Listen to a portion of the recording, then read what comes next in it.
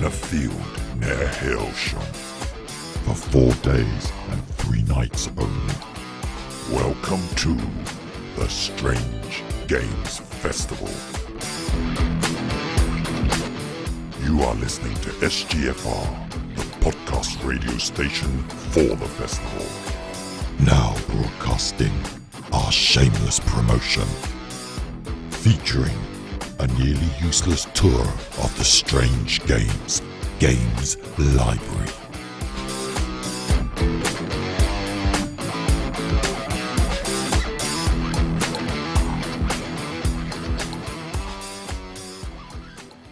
These are the things that make Splendor. Yes. Each of these tokens. That's why I opened the box and just got a stack and started playing with them. Yeah. The gold thing, which is the wild card. Onyx, black for onyx.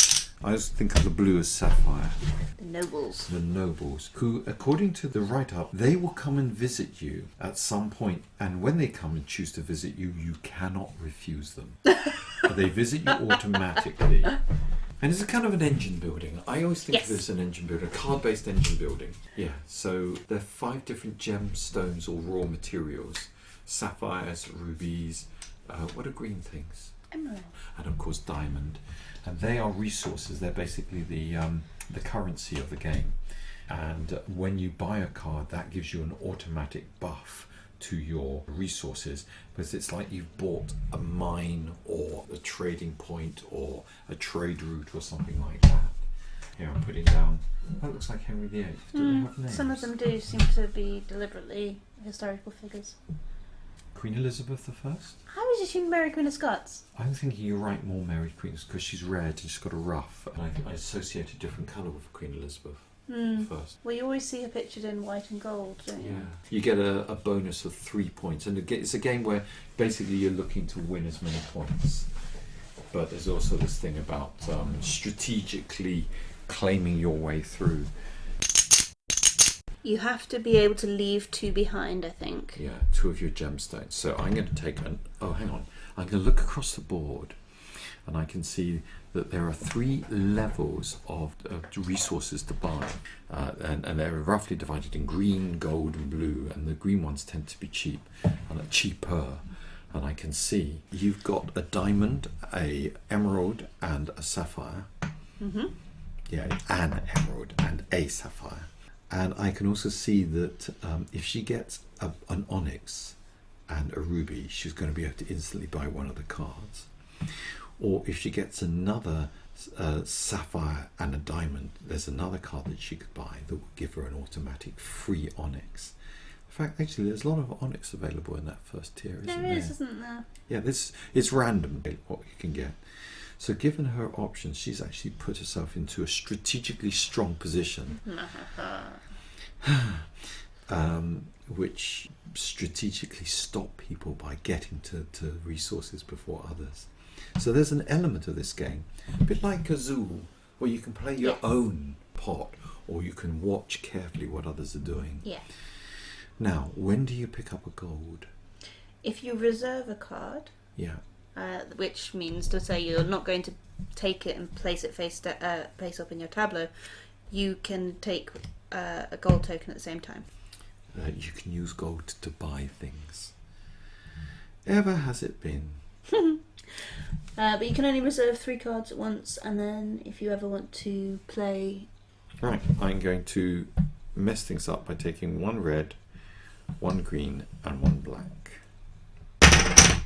Oh, they sound great. It's like...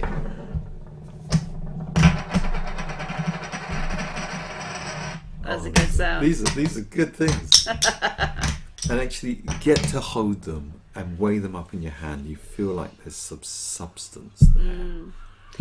It's one of the few games where I've seen something that has been sold online as a sort of enhancement to the game, and I've thought, no, I want the original. Yeah. Now, Laura's done something very snazzy and clever, and I hate her for it, which is you took 3 different colours, which is why you've got 6 tokens in front of you.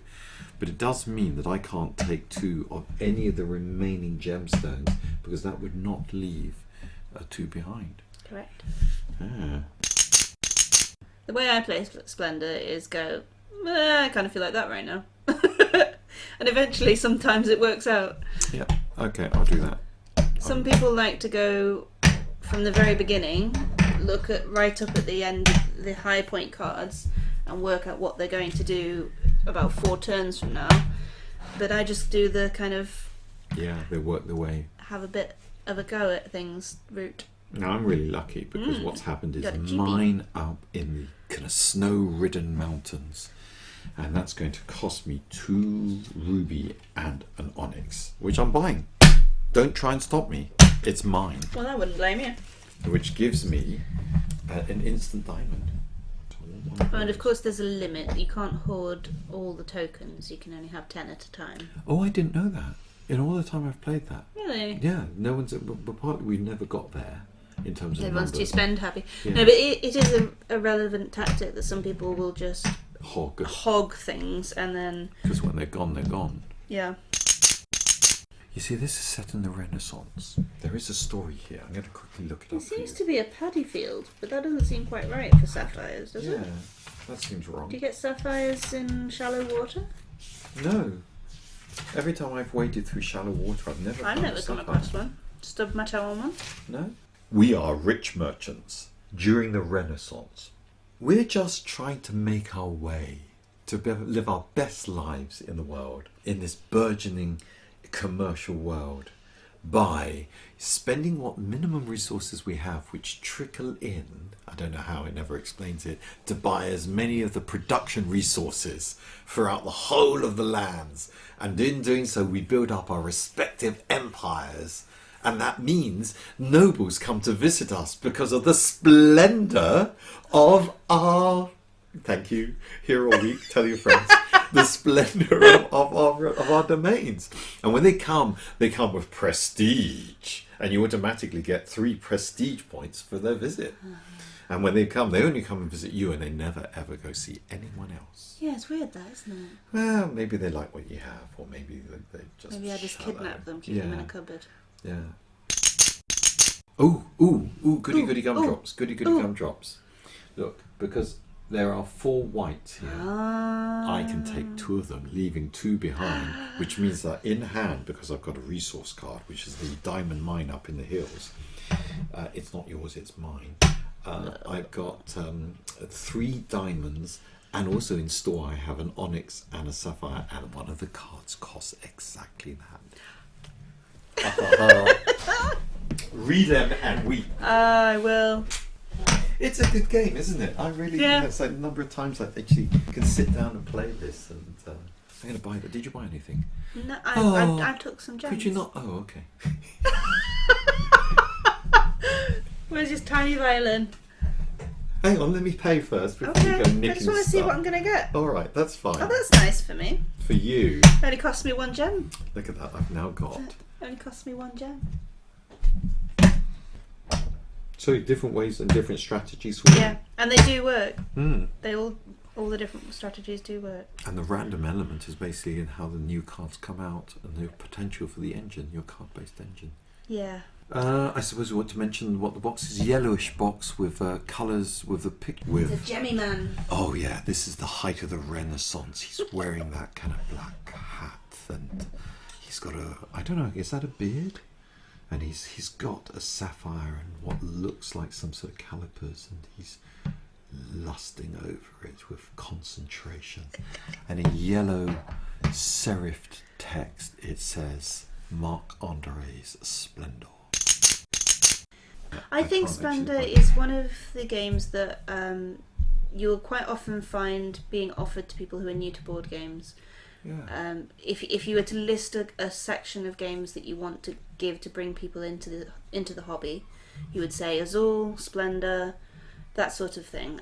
So if you haven't played it and you do like games, it's probably one to try because it comes up a lot and will be referenced. But also I just rate it as a game generally. I rate it as a game, and also rate it as a nice sort of way of getting into the whole engine building thing. Yeah, yes, it is a nice introduction to engine building as a mechanic. Yeah, as a mechanic.